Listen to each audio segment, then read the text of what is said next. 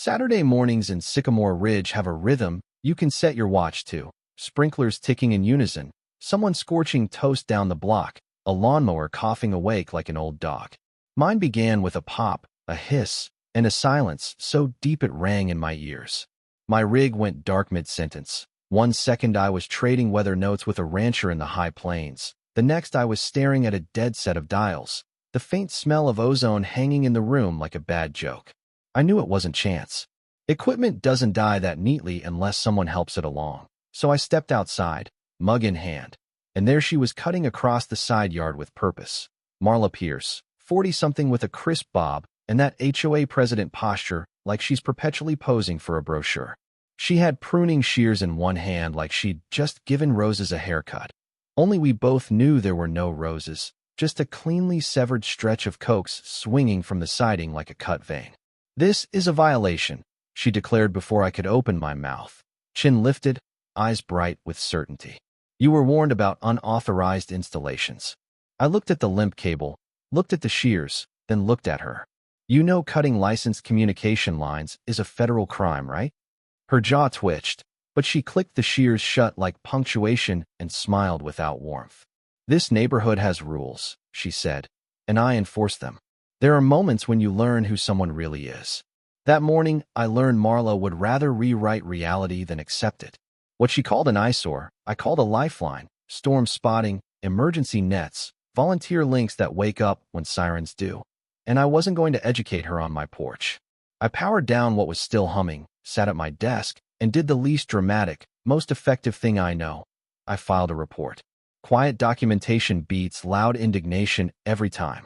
Our cul-de-sac runs on gossip like it runs on sprinkler water. By noon, my neighbor Duke wandered over with a grin, shaking his head. "She's at the pool bragging she cut your spy cables," he said. "Apparently you were about to report the neighborhood to the Chinese Ministry of Garage Doors." I laughed, but there was a rock in my stomach. People like Marla mistake fear for leadership, and fear spreads faster than facts. 2 days later, the rhythm of the street stuttered.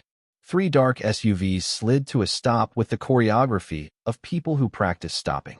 Agents stepped out with polite efficiency, credentials flashed so quickly they might as well have been white cards, and asked if they could see my setup. I said sure. I had nothing to hide. When they got to the side yard and saw the snip cable, they traded one of those glances that says we already know. They didn't need names. We were still on my porch when Marla drifted closer, curiosity tugging her like a leash. An agent turned, pointed across the street, and asked, "Ma'am, did you tamper with this resident's communications equipment?" Her face ran through shock, indignation, denial, calculation, then that tight smile she wore like armor. "Those lines violate community covenants," she said, as if bylaws outrank federal law. "Ma'am," the agent replied, voice flat as a ruler, "these are federally licensed communications. Cutting them is a violation of federal law." For a second I thought her knees might fold.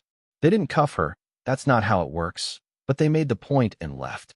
You could feel the cul-de-sac breathe out, and then hold its breath again. I figured that would be the warning shot Marla needed. I figured wrong. 3 mornings later, a stapled packet landed on my porch without an envelope. "Emergency Community Safety Directive." The header screamed in fonts that tried too hard.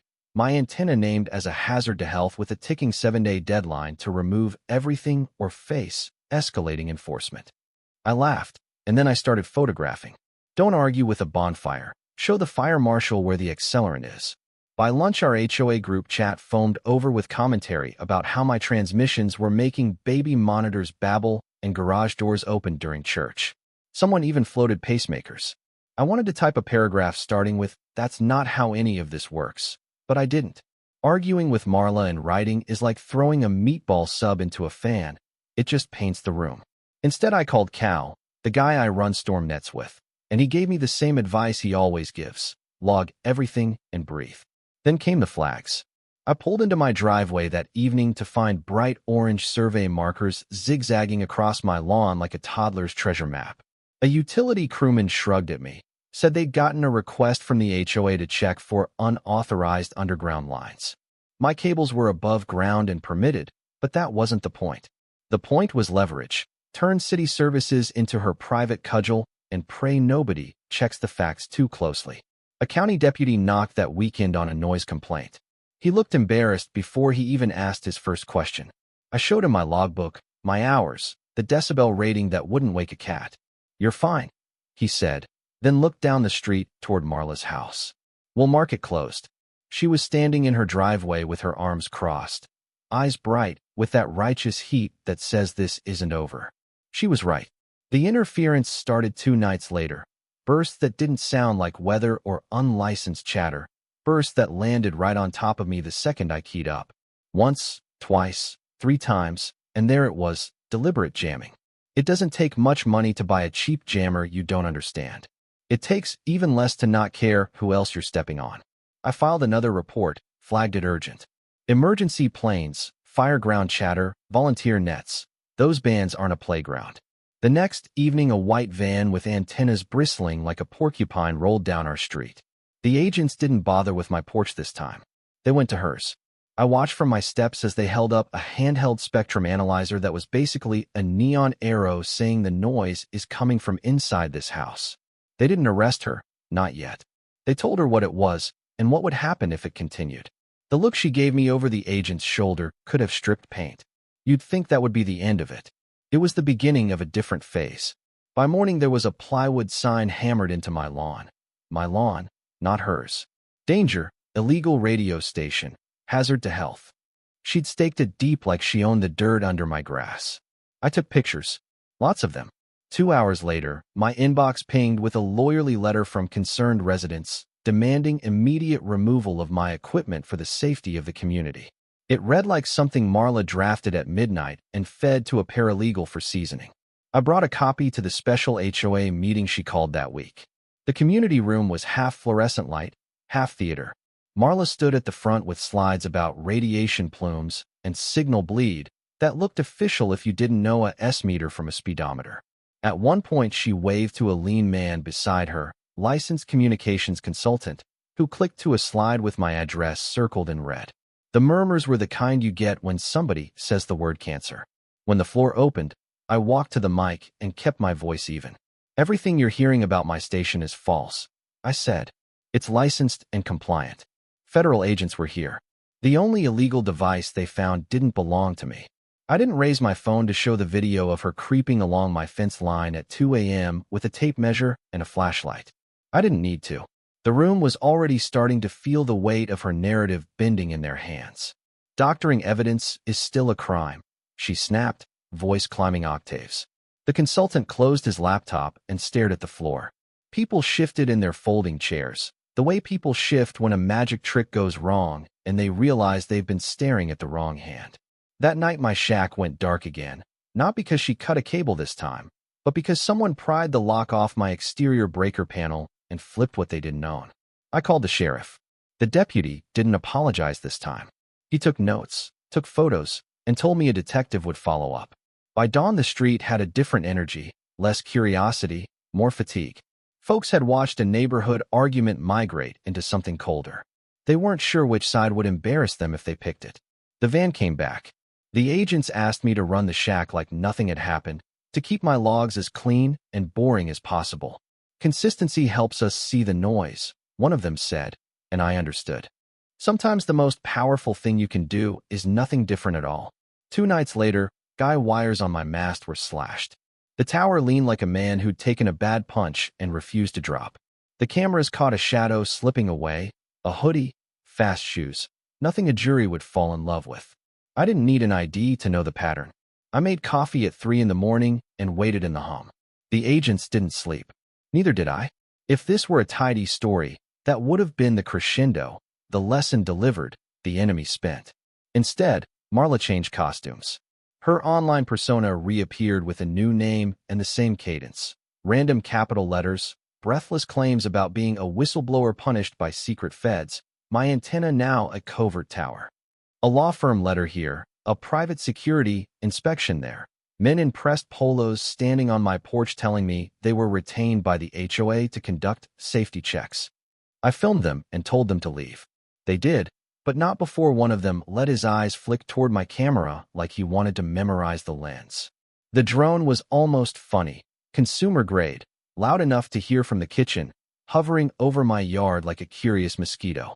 10 minutes later, a text arrived from an unknown number with a photo of me from above and the words "still watching" typed over it. I saved the image into a folder that had become the strangest scrapbook of my adult life. The agent said a net. You could feel it if you knew what you were looking for. Mobile receivers tucked into unremarkable cars, a temporary antenna down by the community center, unmarked sedans idling at strange hours. They were patient, and patience is a kind of trap. My job was to keep talking like nothing had changed, to let my voice ride the ether the way it does when storms roll across county lines and volunteers listen for each other in the static.